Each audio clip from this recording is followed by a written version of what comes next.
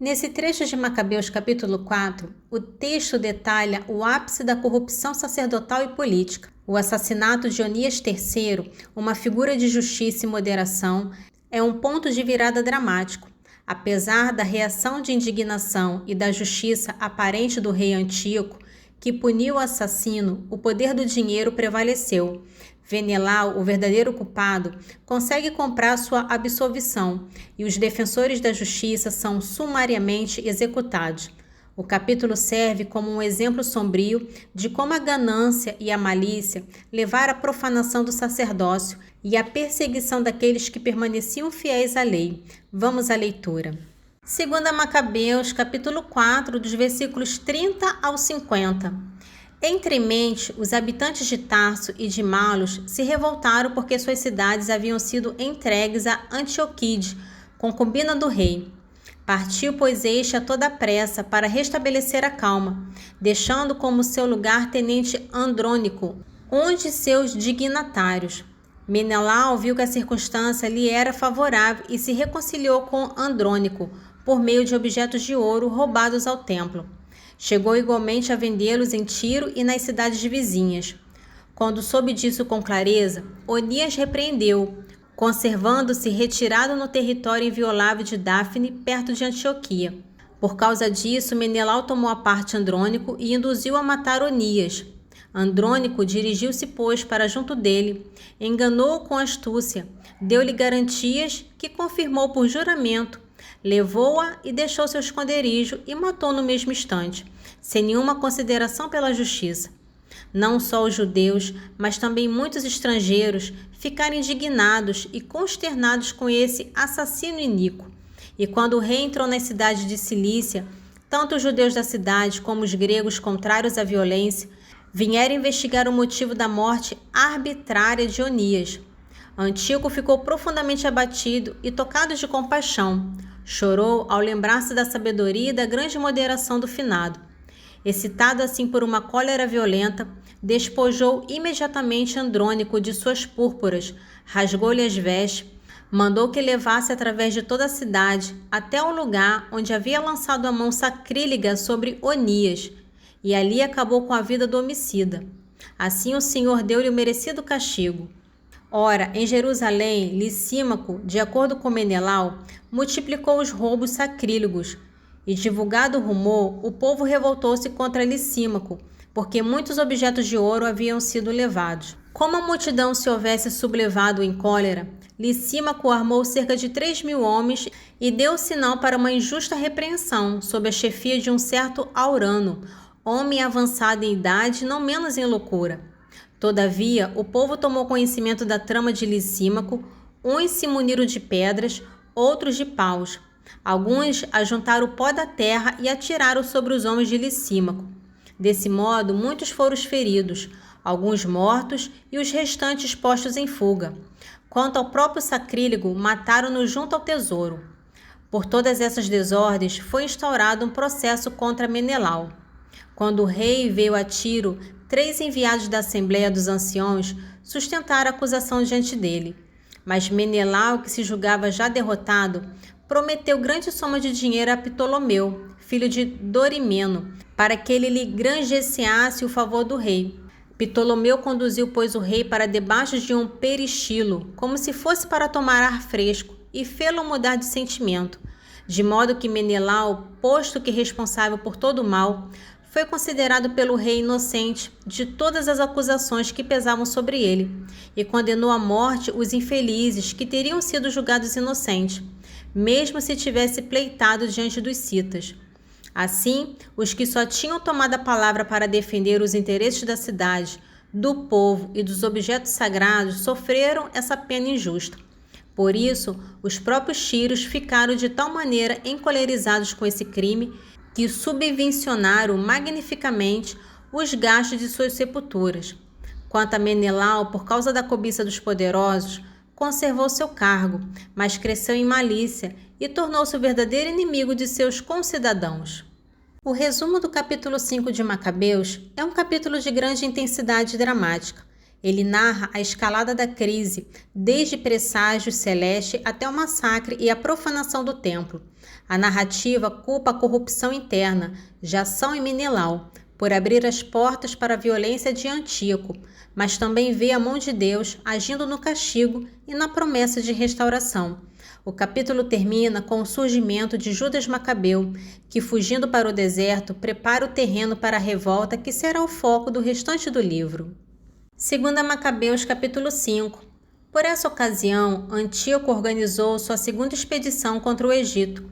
Aconteceu que em toda a cidade, e por mais de 40 dias, apareceram correndo pelos ares cavaleiros, com vestes de ouro e armados com lanças, coortes armadas, espadas desembainhadas, esquadrões alinhados para a batalha, perseguições e choques de um lado e de outro, movimentos de escudos, multidões de lanças, tiros de dardos, armaduras de ouro resplandecente e couraças de todo gênero.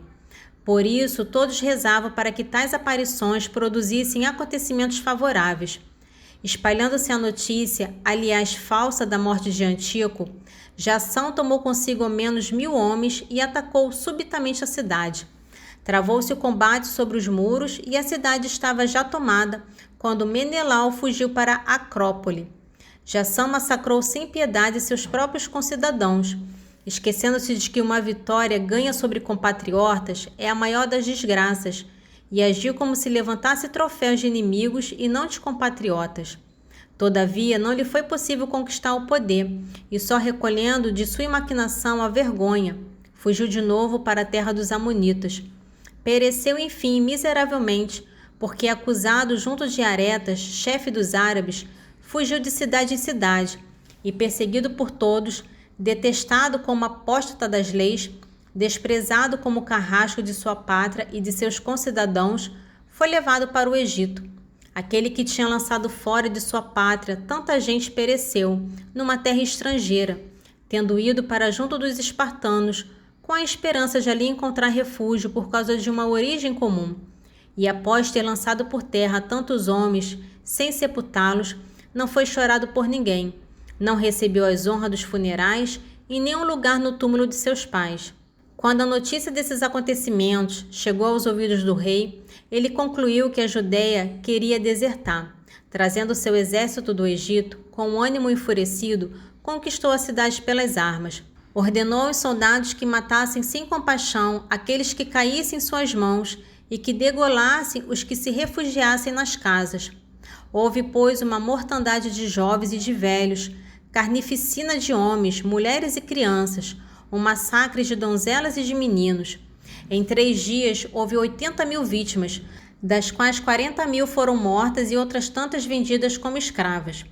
Não manifesto com isso, o rei ousou penetrar no templo, o mais santo de toda a terra, conduzido por Menelau, que foi infiel às leis e à pátria. Tomou com as mãos profanas os vasos sagrados e com mãos impuras apoderou-se das oferendas, feitas pelos reis anteriores para proveito, honra e glória do templo. Antíoco exaltava-se de orgulho, mas não percebia que o Senhor momentaneamente se havia irritado por causa dos pecados dos habitantes da cidade. Daí essa indiferença pelo templo. Se os judeus não fossem por demais culpados, a exemplo de Heliodoro, enviado pelo rei Seleuco para inspecionar o tesouro, ele teria sido flagelado logo que chegou e dissuadido de sua audácia. Na verdade, Deus não escolheu o povo por causa do templo, mas escolheu o templo por causa do povo. É por isso que o templo, depois de ter participado dos males do povo, teve em seguida parte com ele nos favores divinos. Desamparado no tempo da cólera, foi restaurado com toda a sua glória por ocasião da reconciliação com o soberano Senhor. Tendo Antíoco roubado ao templo 1.800 talentos, voltou sem demora para Antioquia. Com o espírito exaltado, ele cria em sua soberba poder navegar sobre a terra e caminhar sobre o mar. Contudo, por motivo de seu ódio para com os judeus, deixou atrás de si oficiais com a incumbência de molestar o povo. Em Jerusalém, Filipe da Frígia, mais bárbaro ainda que seu senhor, no Monte Garizim, Andrônico e adjunto a estes, Menelau, que se encarniçava contra seus concidadãos de modo mais terrível que os outros, Enviou também o misarca Apolônio à frente de um poderoso exército de 22.000 homens, com a ordem de matar todos os adultos e de vender as mulheres e as crianças. Chegou, pois, este a Jerusalém, fingindo intenções pacíficas. Esperou até o dia santo de sábado e, apanhando os judeus desocupados, ordenou às suas tropas pegarem armas. Todos que saíram para ver o espetáculo foram massacrados, e, percorrendo a cidade com seus soldados, matou um grande número de pessoas. Judas Macabeu retirou-se com um grupo de outros homens para o deserto, vivendo com seus companheiros nas montanhas, como animais selvagens, e alimentando-se de ervas para não se contaminarem. Em resumo, o capítulo 4 de Coríntios é um apelo apaixonado de Paulo para que os coríntios reconsiderem sua atitude arrogante e suas divisões.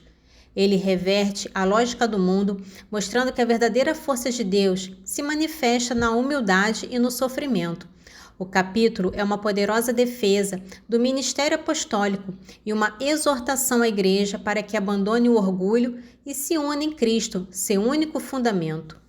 1 Coríntios capítulo 4. Que os homens nos considerem, pois, como simples operários de Cristo e administradores dos mistérios de Deus. Ora, o que se exige dos administradores é que sejam fiéis. A mim pouco se me dá ser julgado por vós ou por tribunal humano, pois nem eu me julgo a mim mesmo. De nada me acusa a consciência. Contudo, nem por isso sou justificado. Meu juiz é o Senhor. Por isso, não julgueis antes do tempo. Esperai que venha o Senhor. Ele porá às claras o que se acha escondido nas trevas. Ele manifestará as intenções dos corações. Então, cada um receberá de Deus o louvor que merece. Se apliquei tudo isso a mim e a Apolo foi por vossa causa, para que por meio de nós aprendais a não ultrapassar o que está escrito, e para que vós não ensoberbeçais, tomando partido a favor de um e com prejuízo de outrem. O que há de superior em ti? Que é que possuis que não tenhas recebido? E se o recebes, por que te glorias como se não o tivesse recebido? Já estais fartos, já estais ricos, sem nós sois reis, preza a Deus que reineis, de fato, para que também nós reinemos convosco. Porque, ao que parece, Deus nos tem posto a nós, apóstolos, na última classe dos homens, por assim dizer, sentenciados à morte, visto que fomos entregues em espetáculo ao mundo, aos anjos e aos homens. Nós, estultos por causa de Cristo, e vós, sábios em Cristo, nós, fracos e vós, fortes, vós, honrados e nós, desprezados. Até esta hora padecemos fome, sede e nudez, somos esbofeteados, somos errantes, fatigamo-nos trabalhando com as nossas próprias mãos, insultados, abençoamos, perseguidos, suportamos, caluniados, consolamos. Chegamos a ser como que o lixo do mundo, a escória de todos até agora. Não vos escrevo estas coisas para vos envergonhar, mas admoestar-vos como meus filhos muito amados.